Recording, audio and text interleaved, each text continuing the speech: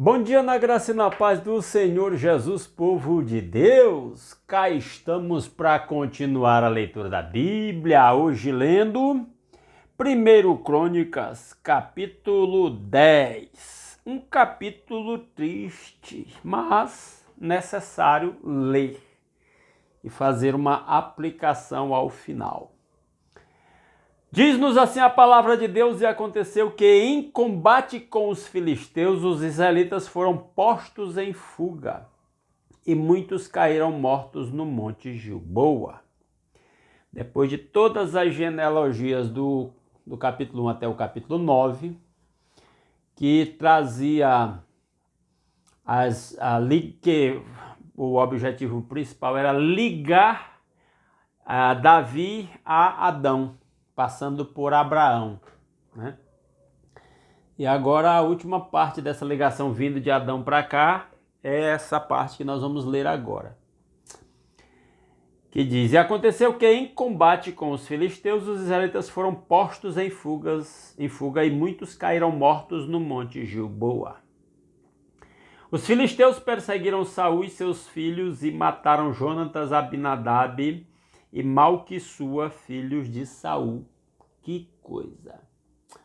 A única parte da história de Saul é aqui em Crônicas, 1 Crônicas, é a sua morte, juntamente com seus filhos, 3 filhos, Jonatas, Abinadab e Malquissua. O cronista trata Saul como se fosse assim vamos dizer assim, só uma ligação histórica, mas como se diz assim, o verdadeiro rei de Israel foi Davi. É o que nós vamos ler na continuidade. Aí ele continua dizendo, verso 3: o combate foi ficando cada vez mais violento em torno de Saul, até que os flecheiros o alcançaram e feriram gravemente. Então Saul ordenou ao seu escudeiro: tire sua espada e mate-me, senão sofrerei a vergonha de cair nas mãos desses incircuncisos. Incircuncisos eram não judeus, nesse caso aqui filisteus. E Saul está considerando que morrer pela mão dos filisteus seria uma vergonha, apesar de que ele abandonou a Deus, foi se afastando de Deus, se afundando no pecado, e o resultado foi esse aqui, no final das contas. Então, a verdadeira vergonha seria o abandono de Deus, coisa que parece que ele não se envergonhou. Mas o seu escudeiro estava apavorado e não quis fazê-lo. Saul então apanhou a própria espada e jogou-se sobre ela. Fim trágico de alguém que, escolhido por Deus, foi se afastando de Deus gradativamente e até rapidamente, e o fim foi esse. Uma recomendação é: à medida que Deus estende sua graça para nós, respondamos positivamente à sua graça, nos rendendo ao senhorio do nosso Deus, jamais nos afastando do nosso Deus, como fez Saul. Porque aqui mostra o trágico fim de alguém que se afastou de Deus. No Novo Testamento, ao Novo Entendimento, nós somos salvos pela graça de Cristo. Mas o cristão pode se desviar, é um assunto amplo que nós não vamos tratar aqui agora. Então, Paulo usa uma expressão, eu não me lembro em qual carta, que ele diz assim, que nós não tornemos vã a graça de Deus. Depois eu vou caçar isso, vou até talvez fazer um vídeo aqui. Não receber a graça de Deus em vão.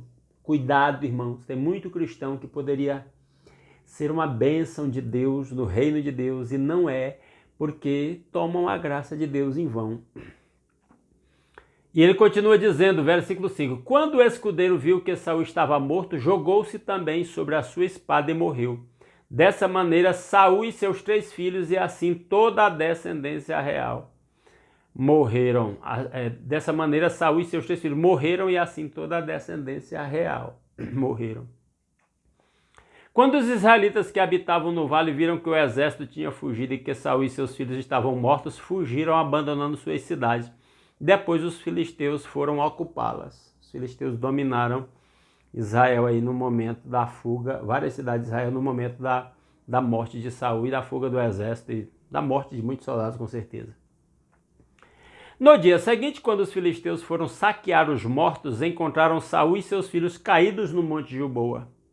Cortaram a cabeça de Saul, pegaram suas armas e enviaram mensageiros por toda a terra dos filisteus, proclamando a notícia entre os seus ídolos e seu povo. Naquela época, a ideia era de que a guerra de uma nação contra outra era a guerra do Deus daquela nação contra o Deus da outra. Então, quando os filisteus tiveram a vitória, eles foram levar a cabeça de Saul e seus filhos para os templos dos seus deuses, dos seus ídolos, né? Celebrando aí a vitória.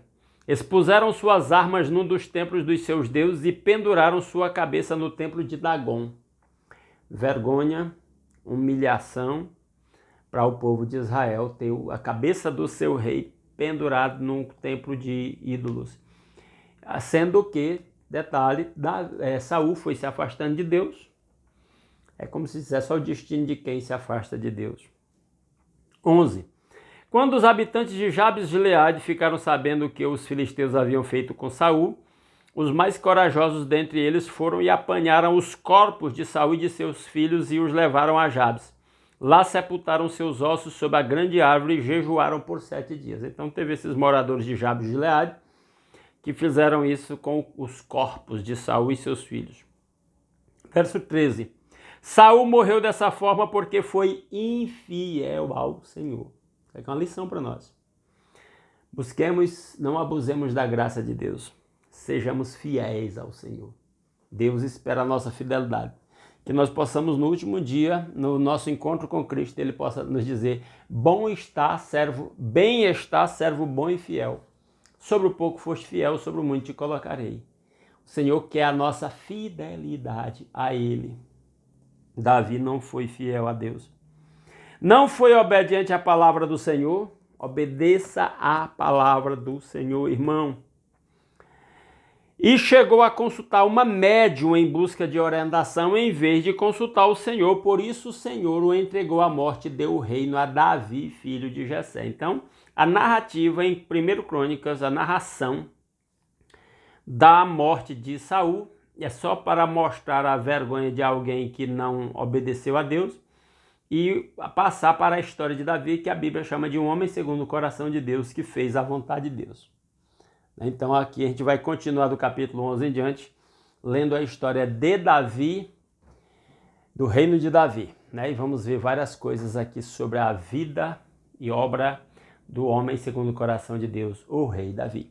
Que Deus aplique a sua palavra aos nossos corações. Essa é a nossa leitura de hoje. Orem por mim. Eu e Dona Rosinha, quando vocês estiverem assistindo esse vídeo, nós estaremos nos preparando para sair de viagem nesta segunda-feira, dia 7. Nós estamos indo, o destino é na casa dos meus pais, lá em Teresina, Piauí, mas vamos passar em alguns lugares antes. Então nós vamos sair daqui para Sobradinho visitar o meu cunhado lá, irmão da Rosinha, amanhã e almoçar com ele. Depois do almoço nós vamos para Gurupi, na expectativa de chegar à noite em Gurupi e dormir na casa da minha cunhada, irmã da Rosinha. E no dia seguinte, na terça, ir para Colmeia, Tocantins, onde eu devo participar do culto da Igreja Batista do Cordeiro na quarta-feira. E aí de lá para frente a gente toca até chegar em Teresina. Orem pela nossa viagem, tá bom? E aí amanhã a gente continua esta leitura às 5h30 da manhã. Aguardo você aqui. Não saia sem deixar um like nesse vídeo e compartilhar aí nos seus grupos de WhatsApp, grupo da família, de amigos, de irmãos da igreja, tá bom? E se quiser compartilhar, puder, em outras redes sociais, você estará nos ajudando a alcançar mais pessoas, estimulando mais pessoas a ler a palavra de Deus. Grande abraço a todos.